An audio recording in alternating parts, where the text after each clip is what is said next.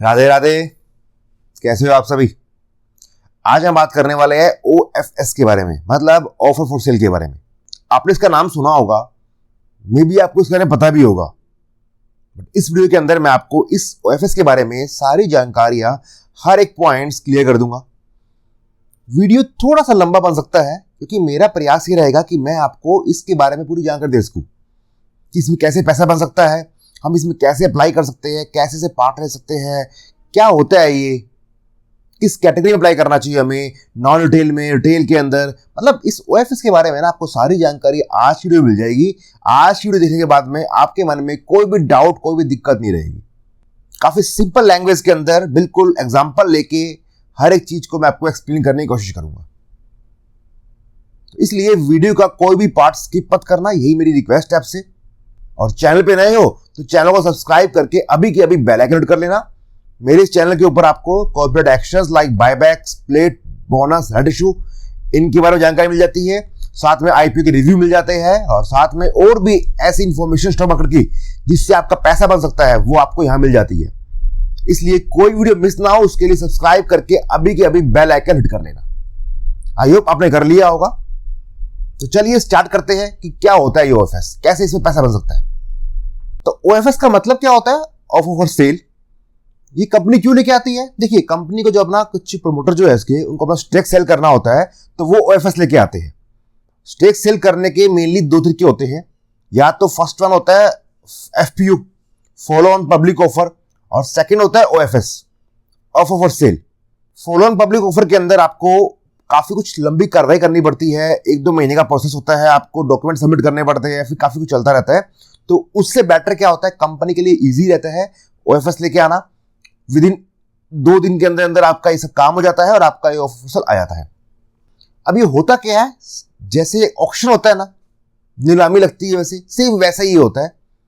Company एक price fix करती है कि भैया हमें मान लेते हैं 100 रुपए में इस शेयर को हम बेचने का प्लान कर रहे हैं और इतनी क्वांटिटी बेचने वाले हैं, मान लो 5 लाख शेयर बेचने वाले हैं।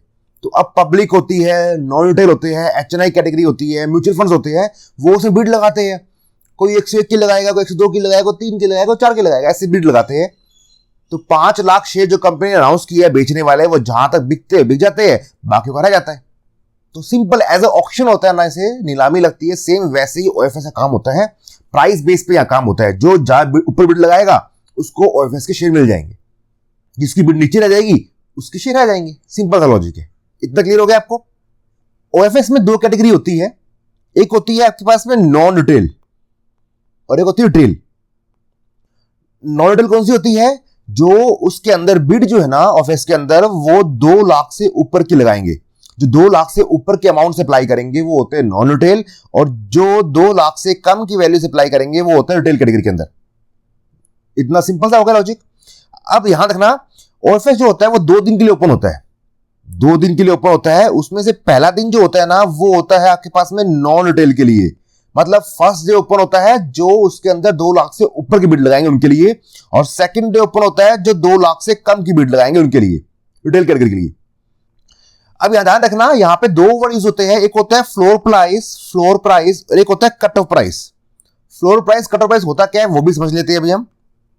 मान लेते हैं कंपनी ने बोला है कि हम उस शेयर को 100 रुपए से कम में नहीं बेचेंगे, तो 100 रुपए जो कंपनी ने फिक्स किया है ना, वो होता है फ्लोर प्राइस। जो कंपनी फिक्स करती है वो बन जाता है फ्लोर प्राइस। अब उसके अंदर क्या होगा, ऑफिस में पहले दिन के ऊपर बड़े बड़े इन्वेस्टर जो होते हैं, जो नॉन रिटेल है, जो 2 लाख से ऊपर की एप्लीकेशन लगाएंगे, उसमें आप लोग भी आ सकते हैं। अगर आप 2 लाख से ऊपर अप्लाई करते हो तो आप लोग भी आ जाएंगे। म्यूचुअल फंड्स भी आते हैं, बड़े बड़े टीम्स, QIB, सब कुछ जो भी इसमें होते हैं वो सब इसमें आ जाएंगे। अब मान लो बिड लगाते हैं, उन्होंने बिड लगाई 101 रुपए के अंदर, 105 के अंदर, 107 के अंदर, 110, 109 के अंदर, 110 के अंदर, ऐसे बिड लगा ली उन्होंने। मान लो एग्जांपल के लिए मान लेते हैं कि कंपनी ने 100 रुपए का फ्लोर प्राइस फिक्स किया है और कंपनी बोलती है कि हम 1 लाख शेयर्स OFS में सेल करने वाले हैं। अब जो बिड लगी है ना, मान लो 110 के ऊपर जो बिड लगी है वो लगी है 70,000 शेयर्स के लिए, यहां लगी 20,000 शेयर्स के लिए, यहां लगी 10,000 शेयर्स के लिए, यहां लगी है 30,000 शेयर्स के लिए, और यहां लगी मान लो 1 लाख शेयर्स के लिए। बोली में क्या होता है, जिसकी हाईएस्ट बोली होगी पहले उसको मिलता है ना। ऑक्शन में यही तो होता है, जिसकी हाईएस्ट ऑक्शन होगा उसको पहले उसको मिलता है। तो यहां पे वही सेम काम करेगा। आपने कंपनी ने 1 लाख शेयर्स को सेल करना है ऑफिस के अंदर, तो जिसकी हाईएस्ट बोली लगती रहेगी पहले उसको मिलता रहेगा। तो हाईएस्ट बोली किसने लगाई है? हाईएस्ट लगा है 110 के ऊपर, तो पहले ये 70 के जो भी शेयर्स है इनको मिल जाएंगे। जिसने भी 110 पे लगाया होगा उन सबको शेयर मिल जाएंगे। 1 लाख शेयर थे, 70 के चले गए हैं, कितने रह गए? अब 30 के रह चुके हैं। फिर और नीचे आएंगे, अब जाएगा 109 के ऊपर। 109 के ऊपर 20 के शेयर्स की बिड लगी हुई है, तो ये आपके ये भी निकल जाएंगे। तो 70 के मिल गए लोगों को, 20 के भी मिल गई है। अब बचे कितने हैं? 10,000 बच चुके हैं शेयर्स, वो इनको मिल जाएंगे 107 वालों को। तो यहां तक इस 107 प्राइस तक आपका कट ऑफ जो है, आपका जो मेन टारगेट था 1 लाख शेयर्स का सेल करने का, वो पूरा हो चुका है। तो ये यहां तक आपका काम होगा। इसके नीचे जो भी होगा ना, उनको कुछ नहीं मिलने वाला है।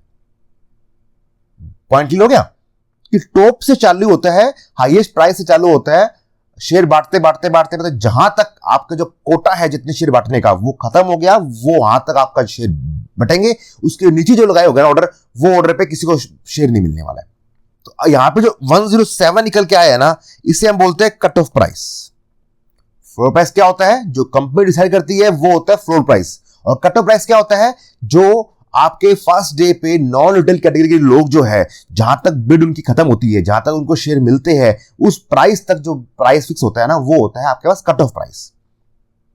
ठीक है। अब नेक्स्ट दिन जो रिटेल कैटेगरी में अप्लाई करेगी ना, तो उनके लिए कट ऑफ प्राइस सबसे लोवेस्ट प्राइस होगा। मतलब नेक्स्ट दिन रिटेल कैटेगरी अप्लाई करेगी ना, उनके लिए 107 से वो डाउन में अप्लाई नहीं कर सकती, उनको 107 या उससे ऊपर ही अप्लाई करना पड़ेगा। ये सिंपल सा लॉजिक है। सो आई होप आपको ये floor price cut off price clear हो गया होगा कि क्या क्या चीज होती है ये। ठीक है, अब चलते हैं आगे।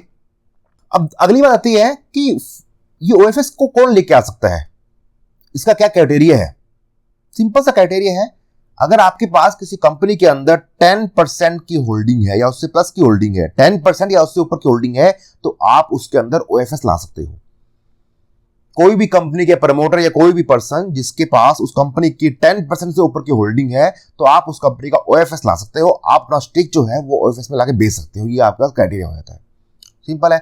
ओएफएस के अंदर आपके पास 2 पोर्शन देने पड़ते हैं, रिटेल कैटेगरी देना पड़ता है और नॉन रिटेल देना पड़ता है।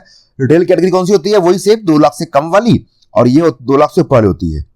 जनरली आज की बात करूं मैं, तो अभी ये केस के अंदर रिटेल कैटेगरी को 10% का पोर्शन मिलता है ओएफएस का, और नॉन रिटेल को मिलता है 90% का। रूल यही है कि आपको रिटेल कैटेगरी को 10% कम से कम देना होगा। उसके ऊपर देते हो मर्जी आपकी है, बट 10% कम से कम देना ही होगा। तो आजकल ऊपर कोई दे नहीं रहा है, सबको 10% नहीं मिल रहा है। तो रिटेल कैटेगरी के लिए 10% का पोर्शन रिजर्व होता है, जबकि नॉन रिटेल के लिए आपको 90% का पोर्शन मिल जाता है। आपको प्रोसेस 2 दिन का होता है। पहले दिन के अंदर आपका फर्स्ट डे के ऊपर आपका नॉन रिटेल के लिए ओपन होगा, और सेकंड डे के ऊपर आपका रिटेल के लिए ओपन होगा। एक दिन नॉन रिटेल के लिए, एक दिन रिटेल के लिए। अब टाइमिंग क्या होती है इसकी? ये मार्केट टाइम में ही अप्लाई कर सकते हो आप। टाइमिंग क्या है इसकी? 9:15 से लेके वही 3 साढ़े 3 बजे तक, 9:15 से लेके 3:30 बजे तक आपको मार्केट टाइम के अंदर अप्लाई करना होगा, अगर आपको इसे पार्ट लेना है तो ओएफएस के अंदर। अब पार्ट लेते कैसे है? जिस तरह बायबैक में अप्लाई करते हैं ना, सेम वैसे ही ओएफएस में अप्लाई होता है। आपके डीमेट अकाउंट के अंदर कॉर्पोरेट एक्शंस का एक ऑप्शन होता है, उसमें जाके आपको बायबैक ओएफएस के ऑप्शन मिल जाते हैं। वहां पे आप ओएफएस में अप्लाई कर सकते हो। मैं पर्सनली ज़ीरोधा यूज करता हूं। वहां पे तो काफी सिंपल है, आपके पास कंसोल में जाके कॉर्पोरेट एक्शंस के अंदर आपका ओएफएस का ऑप्शन होता है। बाकी एप्स का भी आपको मिल जाएगा। मैंने उसका बायबैक में अप्लाई कैसे करते हैं उसका वीडियो बना रखा है हर एक एप्स के अंदर। तो वैसे ही सेम ओएफएस का ऑप्शन आपको मिल जाएगा, ढूंढ लेना, आप मिल जाएगा। हर ब्रोकर्स के अंदर कॉर्पोरेट एक्शंस का ऑप्शन होता है। बट मेरी एक सुझाव है आपको, सबसे बेस्ट जो रहता है ना हर एक चीज के अंदर, मतलब कॉर्पोरेट एक्शंस के अंदर अप्लाई करने के लिए, ज़ीरोधा रहता है। ज़ीरोधा की ऐप जो है ना, काफी सिंपल ऐप मुझे लगती है कॉर्पोरेट एक्शंस के लिए, बायबैक्स के लिए, ओएफएस के लिए, इन सब चीज के लिए। ज़ीरोधा जो है उसका जो इंटरफेस है काफी सिंपल है।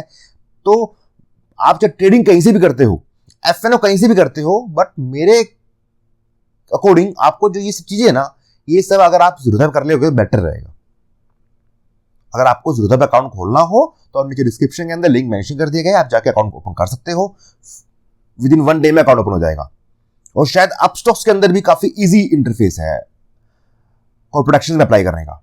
तो आप ये 2 अकाउंट कंसीडर कर सकते हो। अपस्टॉक अकाउंट तो फ्री में खुल जाता है, लिंक डिस्क्रिप्शन दे दिया गया है, आप चाहो तो खोल सकते हो। तो ठीक है, आपको क्या करना होता है, 9:15 से लेकर 3:30 बजे के बीच में कॉर्पोरेट एक्शन जो आपके डीमेट अकाउंट होल्डर के वहां पे होता है, ब्रोकर में होता है, वहीं से आपको ओएफएस में अप्लाई करना होता है। इसके बाद में आपके पास इसमें अप्लाई नहीं होगा, ये इसका टाइमिंग होता है। और आप 9:15 से लेकर 3:30 के बीच में प्राइसिंग भी चेंज कर सकते हो। मान लो आपने पहले 101 रुपये फिक्स कर दिया प्राइस, बाद में आपको नहीं सही लगा कि भाई प्राइस ऊपर जा रहा है, तो आपने इसको चेंज करके 105 भी कर सकते हो, 110 भी कर सकते हो, कुछ भी कर सकते हो। बस वो टाइमिंग क्या है कि 3:30 बजे तक आपको करना पड़ेगा, उसके बाद वो प्राइस चेंज नहीं होगा।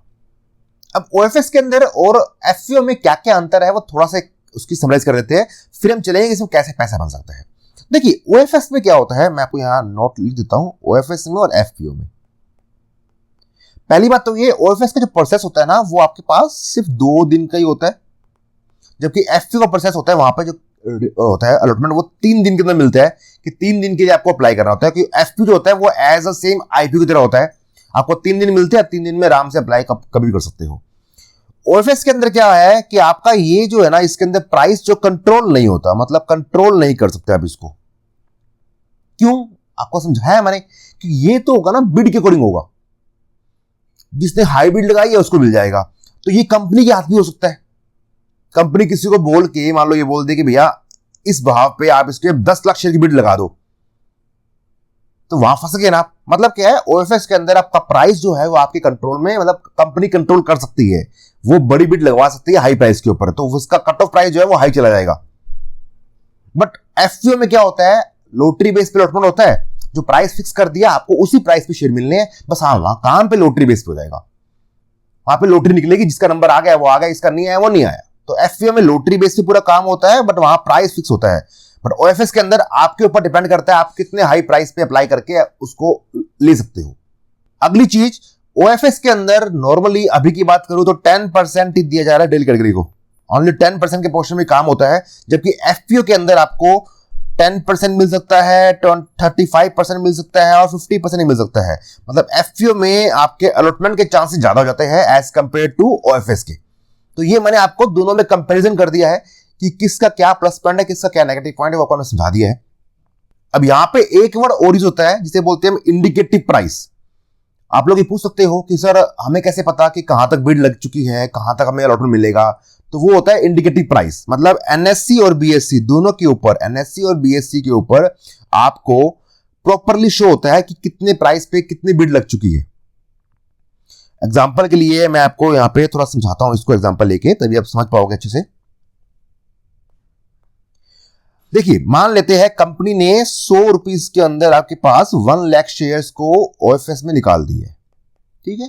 अब इसके अंदर लोग बिड लगाएंगे, कोई 100 पे लगाएगा, कोई 100.5 पे लगाएगा, कोई 101 पे लगाएगा, कोई 102 पे लगाएगा, कोई 103 पे लगाएगा। ऐसे करते करते मान लो 115 तक बिड लग चुकी है, ये मान लेते हैं। इससे ऊपर भी लग सकती है, आपके हाथ में है। जो अप्लाई कर रहा है वो 150 की भी लगा सकता है, वो तो उसके हाथ में, कहां तक लगानी है। तो मान लो हमने यहां तक की मान ली, यहां तक बिड लग चुकी है। अब 1 लाख शेयर सेल करने हैं, यहां मान लो आपके पास में 50 के लोगों ने अप्लाई कर दिया है, कुछ यहां 114.8 प्राइस के ऊपर 20 के लोगों ने अप्लाई कर दिया है। तो जहां तक 1 लाख पूरे हो जाएंगे ना, वो प्राइस बनता है इंडिकेटिव प्राइस, मतलब आपको वो चीज होती रहेगी। एनएससी और बीएससी के ऊपर आपको अगर चाहो तो आप देख सकते हो, वहां पे ओएफएस का अलग ऑप्शन होता है, वहां जाके चेक कर सकते हो कि उस टाइम के अंदर जब आप चेक कर रहे हो उस ओएफएस का इंडिकेटिव प्राइस क्या चल रहा है, वो प्राइस जहां तक अलॉटमेंट मिलने के चांसेस उस टाइम लग रहे हैं। बस ध्यान रखना, वो इंडिकेटिव प्राइस एक क्लियरिटी नहीं होता है कि आपको वहां मिल जाएगा। क्यों, उसका रीजन है, देखिए टाइमिंग लास्ट जो है ना वो 3:30 बजे की होती है अप्लाई करने की। मोस्टली लोग क्या करते हैं, 3:25 पे, 3:20 के ऊपर एंड टाइम पे आके अप्लाई करते हैं। मैंने काफी नोटिस किया है कि इंडिकेटिव प्राइस जो है ना वो आपका 3 बजे तक चल रहा होता है 105 रुपए का, मान लेते हैं हम, और 3:20 पे वो हो जाता है 108 रुपए का, और 3:26 पे, 27 पे, 28 पे बढ़ते बढ़ते वो 115-20 तक पहुंच जाता है। मतलब ऐसा हो सकता है क्योंकि इंडिकेटिव प्राइस जो है ना वो जिन लोगों ने ऑर्डर प्लेस कर दिया है उनके बेस पे निकल के आएगा। अब मान लो मोस्टली लोग जो होता है ना वो ऑर्डर प्लेस करते 3:28 पे है, 3:29 पे मार्केट एंड टाइम पे करते हैं। तो उस केस में क्या है, इंडिकेटिव प्राइस जो है ना वो लास्ट में बढ़ सकता है। आपको एक आइडिया मिल जाता है कि आपको इस प्राइस से कम तो अप्लाई करना ही नहीं है। जो भी आपको इंडिकेटिव प्राइस शो हो रहा होगा उस प्राइस से कम पे तो आपको अप्लाई बिल्कुल भी नहीं करना है, ये तो आपको क्लियरली मिल जाता है इंडिकेशन। अब मैं क्या करता हूं, मैं हमेशा अप्लाई जो है ना ओएफएस के अंदर वो 3:25 के आसपास करता हूं, 3:25 से लेकर 3:30 के बीच में मैं विंडो ओपन रखता हूं, क्वांटिटी कितनी भरनी है वो भर के रखता हूं, बस प्राइस जो है ना वो मैं 3:25 के बाद फिल करता हूं वहां पे और एंटर मार देता हूं। 1 ही मिनट का काम होता है, बस आप पहले विंडो ओपन करके रखिए, कहां अप्लाई करते हैं वो खोल के रखिए, बस खाली प्राइस और नंबर शेयर्स भरने हैं और एंटर मार देना है, विद इन सेकंड में आपका ऑर्डर प्लेस हो जाएगा। तो इसलिए लास्ट एंडिंग की बिल्कुल 3:27 के आसपास अगर आप ऑर्डर प्लेस करते हो तो आपके लिए थोड़ा सा क्या है, चांसेस आपको क्लियर रहता है कि हाँ भाई कितना मिलने वाला है। उसके बाद भी आपको मिले पक्का नहीं है, क्योंकि मान लीजिए 3:28 के ऊपर ये प्राइस आया कि प्राइस जो 112 चल रहा है, ठीक है, आपने ऑर्डर प्लेस कर दिया 114 के अंदर, ठीक है, बट एंड टाइम के अंदर 329 के ऊपर किसी ने 115 के ऊपर बड़ी क्वांटिटी बाइंग की लगा दी और उसका इंडिकेटर प्राइस 115 हो गया, तो आपको वो शेयर नहीं मिलेगा ना। तो एक आइडिया मिल सकता है कि हाँ इससे ऊपर आपको लगाना पड़ेगा। अब कितना ऊपर लगाना है वो आपको देखना पड़ेगा, आपको कंपनी कैसी लग रही है। अगर इस कंपनी का भाव आपको 100 रुपए कंपनी प्राइस फिक्स कर रही है, इस कंपनी का भाव आपको 120 में अच्छा लग रहा है तो आप 120 का लगा दीजिए। 150 का अच्छा लग रहा है आप 150 का लगा दीजिए। आपको जिस प्राइस पे उस कंपनी का भाव अच्छा लग रहा है लेने के लिए, बाय के लिए, आप उस प्राइस पे ऑर्डर प्लेस कर दीजिए। आपको उस पैसे मिलना वो मिल जाएगा, नहीं मिलना नहीं मिलेगा, सिंपल सा लॉजिक है। जिसे मान लेते हैं कि आपने उसके अंदर ओएफएस के अंदर 120 प्राइस पे शेयर्स बाय के लिए अप्लाई कर दिया है और उसका जो प्राइस है वो सेटलमेंट का वो 115 तक गया है, तो आपको सेटलमेंट प्राइस पे नहीं मिलेगा। आपने जिस प्राइस पे बाइक अप्लाई किया ना, अगर वो प्राइस आपका सेटलमेंट से ऊपर का होगा तो आपको जिस प्राइस पे आपने बिड लगाई है वहीं पर आपको शेयर मिल जाएंगे। तो आपको उस कंपनी के 120 रुपीज के भाव पे शेयर मिल जाएंगे। क्लियर हो गया कि सेटलमेंट प्राइस पे आपको नहीं मिलेगा। अगर आपका जो प्राइस आपने लगाया है वो सेटलमेंट प्राइस से ऊपर प्राइस है आपका, तो आपको जिस प्राइस पे आपने अप्लाई किया है उस प्राइस पे आपको शेयर मिल जाएंगे। ऑलराइट, मैंने बता दिया कि पहले दिन आपके एचएनआई वाले बिग इन्वेस्टर्स अप्लाई करते हैं और सेकंड दिन जो कम लोग होते हैं, जो 2 लाख से कम अप्लाई करते हैं वो अप्लाई करते हैं। ये आपको मैंने क्लियर कर ही दिया है। चलिए अब हम चलते हैं अपने सबसे फाइनल और मेन सेगमेंट के ऊपर कि हम ओएफएस से पैसा कैसे बना सकते हैं वो देख लेते हैं, क्योंकि आप लोगों का मेन तो वही कही रहती है कि सर बाकी सब ठीक है, पैसा कैसे बनता है वो बताइए हमें। तो हम चलते हैं उसके ऊपर। पहली बात तो ये कि मान लो कोई कंपनी है ए, उसका प्राइस चल रहा होता है मार्केट के अंदर 130 रुपए का, तो वो जो कंपनी है वो ओएफएस का प्राइस जो है वो डिक्लेयर करेगी 110 से 120 के आसपास का। मतलब ओएफएस का प्राइस जो होता है ना वो मार्केट प्राइस से 10-15% के डाउन में ही कंपनी नॉर्मल डिक्लेयर करती है। तो वहां पे आपको एक तो मौका ये मिल जाता है कि उस शेयर का प्राइस जो है वो क्रैश होने वाला है। पहली पॉइंट तो ये, क्यों, जो कंपनी का शेयर का प्राइस है वो टेंड करता है, ट्राई करता है कि वो ओएफएस के पास में आए पहले दिन के अंदर। मान लो आज तारीख 1 तारीख एग्जांपल लेते हैं कि आज 1 तारीख है, आज कंपनी ने ओएफएस को अनाउंस कर दिया है और कंपनी ने बोला है कि मैं 3 तारीख को नॉन रिटेल के लिए रख रही हूं और 4 तारीख को रख रही हूं रिटेल कैटेगरी के लिए। तो प्राइस क्या करेगा, 2 और 3 तारीख को ट्राई करेगा कि वो डाउन जाकर जहां पे उसका फ्लोर प्राइस है जो कंपनी ने फिक्स किया है वहां तक जाए। मतलब फर्स्ट डे जो ओएफएस का होता है अप्लाई करने का, नॉन रिटेल का, वहां तक जो होता है उस दिन तक प्राइस जो होता है डाउन जाने का ट्राई करता है। तो अगर आपको उस शेयर अच्छा लगता है, वो कंपनी अच्छी लगती है, तो आप उसको मार्केट से भी शेयर को बाय कर सकते हो। एग्जांपल के लिए मान लेते हैं ओएफएस का प्राइस कंपनी ने रख दिया है 112 रुपए का और वो शेयर का प्राइस 130 से गिरते गिरते 120 तक आ चुका है, 118 तक आ चुका है। तो आप 112 पे ट्राई करने की बजाय 118-20 के ऊपर ओएफएस से डायरेक्ट मार्केट से बाय कर लो ना। क्यों, 112 में आप ट्राई करोगे, आपको शेयर मिले नहीं मिले पता नहीं है, पक्का नहीं है आपको शेयर मिलेगा, क्योंकि वहां तो बिड पे काम होना है। बट आपको अगर मार्केट में 120-118 का मिल रहा है तो बेटर अपॉर्चुनिटी मिल जाती है आपको कि आपको सस्ते मिल रहा है, तो आप मार्केट बाय कर सकते हो। तो एक तो ये ऑप्शन होता है पैसा कमाने का कि जिस कंपनी में ओएफएस अनाउंस होता है उस कंपनी का शेयर सडनली काफी तेजी से क्रैश करता है। वो क्रैश काफी शार्प क्रैश भी हो सकता है, वो क्रैश खाली उस न्यूज कारण होता है। तो आप उसको डाउन साइड में उसको बाय करके पैसा बना सकते हो। बस कंडीशन ये है कि कंपनी अच्छी होनी चाहिए, क्योंकि वो अगर ओएफएस के कारण क्रैश हुआ है एक बार, वो ओएफएस प्राइस के पास जाने की कोशिश करेगा। अब अगर ओएफएस के अंदर लोगों ने बिड नहीं लगाई, लोगों ने अप्लाई नहीं किया, तो वो प्राइस वापस ऊपर नहीं आ पाएगा।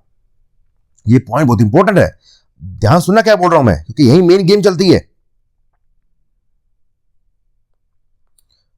सुन ध्यान से, कंपनी ने 130 का प्राइस चल रहा है करंट मार्केट प्राइस, कंपनी ने 112 रुपए का आपका फ्लोर प्राइस फिक्स कर दिया है। ठीक है, अब जिस दिन फर्स्ट डे है बिड करने का, फर्स्ट डे जो है उस दिन शेयर का प्राइस 118 पे आ चुका है, गिरते गिरते काफी अच्छा क्रैश हो गया। बट उस दिन के अंदर अगर बड़े प्लेयर्स ने, QIB ने, जो 2 लाख से ऊपर अप्लाई करने वाले हैं, उन लोगों ने अप्लाई ढंग से किया ही नहीं, मतलब कम अप्लाई किया, तो उसमें डिमांड नहीं आई उस OFS के अंदर। डिमांड ना आने से वो प्राइस जो है 118 का जो करंट प्राइस चल रहा है मार्केट के अंदर, वो और गिर सकता है। हाँ, अगर फर्स्ट डे के अंदर डिमांड अच्छी आ गई है, मतलब कंपनी ने बोला हम 1 लाख शेयर बेचेंगे, और QIB जो है, बड़े प्लेयर्स जो है या बिग इन्वेस्टर जो है, वो उसमें 10 लाख शेयर अप्लाई कर दिया, उन्होंने 1 करोड़ शेयर अप्लाई कर दिया, मतलब डिमांड अच्छी आ गई ना, तो वो फिर चांस है कि आपका जो प्राइस 118 जो आया था फर्स्ट डे वो गिर के, वो वापस से ऊपर आएगा। तो आपको पहले दिन पे क्या ऑब्जर्व करना है? 2 चीज ऑब्जर्व करनी है। फर्स्ट चीज कि स्टॉक का प्राइस कहां तक गिर चुका है, वो आपके फ्लोर प्राइस से कितना दूर है। सेकंड चीज, जो फर्स्ट डे पे उसमें जो एप्लीकेशन लग रही है वो कितनी लग रही है, कंपनी कैसी है, उसके फंडामेंटल कैसे है, वो सब चेक करना पड़ेगा आपको।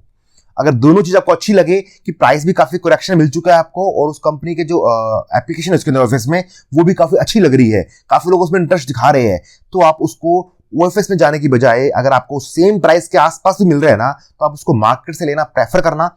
मार्केट से आपको श्योरिटी मिल जाएगा शेयर वो, बट आपको वो शेयर वहां पे OFS के अंदर अप्लाई करोगे तो वहां पता नहीं मिले ना मिले, कि वहां पे जिसकी हाई बिड होगी उसको मिलेगा, इसकी लो बिड उसको नहीं मिलेगा। तो एक तो ये को मैंने शेयर कर दिया कि एक तरीका ये होता है ऐसे पैसे इसमें थोड़ा कुछ रिटर्न बनाने का। सेकंड वे क्या होता है, अगर आप कर पाओ तो 2 लाख से ऊपर की वैल्यू से ट्राई करना। अगर OFS में अच्छा नंबर आने वाला है, अच्छा सब्सक्रिप्शन दिख रहा है आपको, तो 2 लाख से ऊपर अगर आप फंड ले पाओ तो उससे ट्राई करना। उसका फायदा क्या है, देखिए फर्स्ट डे में आपने 2 लाख से ऊपर से अप्लाई करना होगा, वो लोग जहां तक अप्लाई कर देंगे ना, उसके बाद उसके ऊपर नेक्स्ट चालू होगा। मैंने आपको एक्सप्लेन किया था कि फ्लोर प्राइस जो होता है फर्स्ट डे पे मान लो 110 का फिक्स किया गया है, और मान लेते हैं 100 फिक्स किया गया है, और मान लेते हैं फर्स्ट डे पे 107 तक बढ़ चुका है शेयर, तो नेक्स्ट डे जो ओपन होगा ना वो 107 से ऊपर ओपन होगा। रिटेल कैटेगरी को जो HNI जहां खत्म होते हैं ना, उसके ऊपर ही मौका मिलता है, उससे कम मौका नहीं मिलेगा आपको। तो इसलिए जो HNI बिग इन्वेस्टर है, अगर वो फर्स्ट डे में शेयर ले लेते हैं तो सेकंड डे में वो उसको बेच भी सकते हैं, उनको सेकंड डे में वो शेयर मिल जाएगा, उसको सेल भी कर सकते हैं। और अगर फर्स्ट डे में अगर आपकी डिमांड अच्छी आ गई उस ऑफिस के अंदर, तो सेकंड डे में शेयर जो है वो बाउंस बैक करेगा। फर्स्ट डे तो क्रैश करेगा, ऑब्वियस सी बात है। क्यों? क्योंकि फ्लोर प्राइस जो है वो करंट मार्केट प्राइस से काफी डाउन में कंपनी देती है, तो इसलिए वो प्राइस जो है उसको टारगेट करेगा, उसके पास आने की कोशिश करेगा। बट जैसे जैसे डिमांड बढ़ती रहेगी, जैसे ऑफिस की डिमांड आती रहेगी, वो प्राइस जो है वापस से बाउंस बैक मार जाएगा।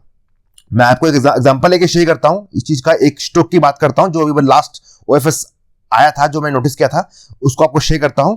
उस स्टॉक का नाम था GLS, ग्लेनमार्क लाइफ साइंस। उस कंपनी ने स्टॉक का प्राइस, जो OFS का प्राइस है, वो 810 फिक्स किया था, और उसका जो करंट मार्केट प्राइस उस टाइम चल रहा था 850 का। तो फर्स्ट डे के ऊपर वो शेयर जो है वो आपके पास 832 तक तो आ गया था। OFS के अंदर काफी अच्छी डिमांड आ गई थी। 3:25 तक इंडिकेटिव प्राइस शो हो रहा था 818 रुपए का, और मैंने उसके अंदर बिड लगाई थी 821-22 रुपए के आसपास। बट 3:28-29-30 के आसपास उसका इंडिकेटिव प्राइस जो है ना, वो बढ़ते बढ़ते 825 या उससे ऊपर चला गया था। मुझे ध्यान है, मुझे उसमें शेयर नहीं मिले थे, तो उसका जो प्राइस है वो ऊपर चला गया था।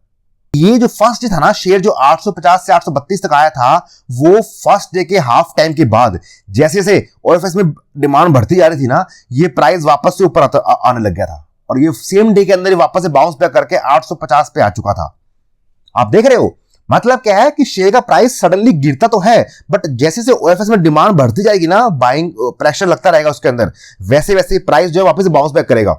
तो इसलिए आपके पास एक मौका होता है कुछ छोटा सा पैसा कमाने का, 1 डे 2 डे के अंदर रिटर्न कमाने का। बट उसके लिए कंडीशन ये है कि आपको OFS के अंदर कितने लोग अप्लाई कर रहे हैं उसको ट्रैक करना पड़ेगा। कंपनी अच्छी है तो नॉर्मली ऑब्वियस सी बात है लोग बहुत अप्लाई कर देंगे उसके अंदर। तो कंपनी अगर अच्छी है, फंडामेंटल अच्छे है, तो आपके पास मौका है कि जब वो शेयर प्राइस सडनली क्रैश कर रहे हैं ना, उस क्रैश टाइम के अंदर आप उसको बाय कर लो, और विद इन 1-2 डे के अंदर वापस से बाउंस बैक करेगा, आप उसको अपना सेल कर सकते हो, अगर आपको OFS से पार्ट नहीं लेना है तो। बाकी आप OFS से पार्ट भी ले सकते हो, मैं ऑफिस से पार्ट लेता हूं अच्छी कंपनीज के अंदर, आप उसमें पार्ट ले सकते हो। बस चेक करते रहना कि 3.25 के आसपास, 3.27 के आसपास इंडिकेटिव प्राइस क्या चल रहा है, आपको उसके ऊपर की बिड लगानी है। तो अगर आपको उसके ऊपर की बिड लगाने पे आपको शेयर मिल जाता है तो आप उसको नेक्स्ट डे भी सेल कर सकते हो, जो आपके लिए काफी अच्छा मौका हो जाता है। सो आई होप आपको ओएफएस होता क्या है, उसमें कैसे पार्ट लेते हैं, उसमें कैसे अप्लाई करते हैं। एक और चीज, ओएफएस में अप्लाई आप अपने डीमेट अकाउंट होल्डर से कर सकते हो, डीमेट अकाउंट से कर सकते हो। तो आपको जो फंड है ना वो अपने डीमेट अकाउंट में ऐड करना पड़ेगा, कि बैंक में ऐड नहीं होना चाहिए। मान लो आपने 3 लाख से अप्लाई करना है ओएफएस के अंदर, तो पहले आपको 3 लाख रुपए अपने डीमेट अकाउंट में ऐड करने होंगे, फिर वहां से आपको ओएफएस अप्लाई करना पड़ेगा। तो ये चीज ध्यान रखना, अगर आपके डीमेट अकाउंट के अंदर फंड नहीं है और ओएफएस अप्लाई करने जा रहे हो तो आपका अप्लाई होगा ही नहीं। ओएफएस में अप्लाई करने के लिए आपको डीमेट अकाउंट में फंड होना चाहिए आपका, तभी वो अप्लाई होगा, और अप्लाई नहीं होगा। सो आई होप आपको इस ओएफएस के बारे में सारी जानकारी मिल गई होगी कि ओएफएस में अप्लाई कैसे करते हैं, क्या होता है ये, इसमें पैसा कैसे बन सकता है, हमें इसे पार्ट करना है नहीं करना, ये सब कुछ क्लियर हो गया होगा। इसके बाद भी कुछ भी क्वेरी आपके मन में रह गई हो तो नीचे कमेंट सेक्शन में मेंशन करना।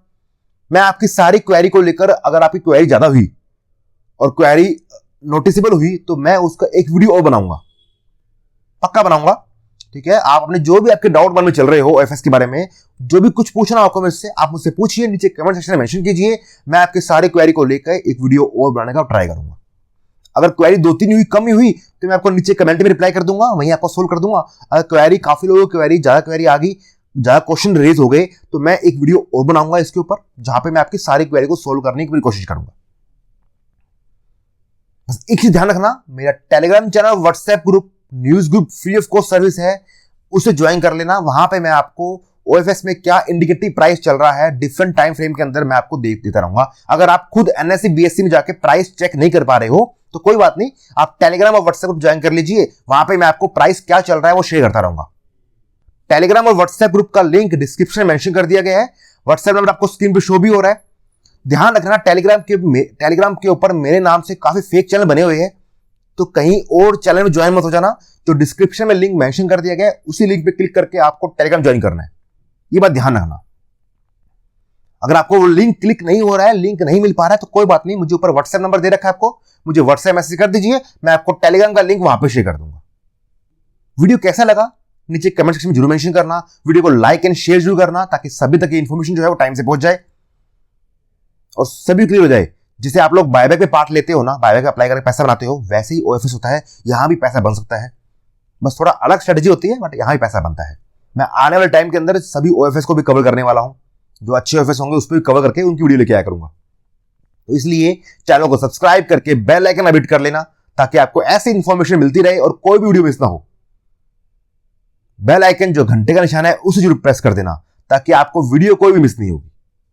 अदरवाइज मेरी वीडियो आएगी, आपको पता चलेगा नहीं, तो आपकी वीडियो मिस हो जाएगी। सो करते वीडियो का पैकअप, मिलते हैं आपसे अगली वीडियो में किसी और इंफॉर्मेशन के साथ। तब तक अपना ख्याल रखिए। Thank you so much.